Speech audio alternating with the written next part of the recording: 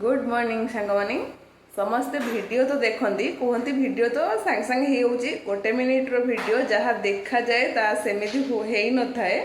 तार 2-3 घंटा परिश्रम तापरे बहुत किसी थाए जो माने कुकिंग वीडियो करचंती से माने जानी थिबे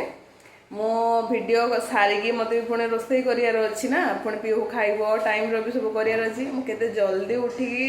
सब काम सारिकी मो वीडियो बनाउची ता सहित करेंट जदी तुमको हैरान करबा आ तो किसी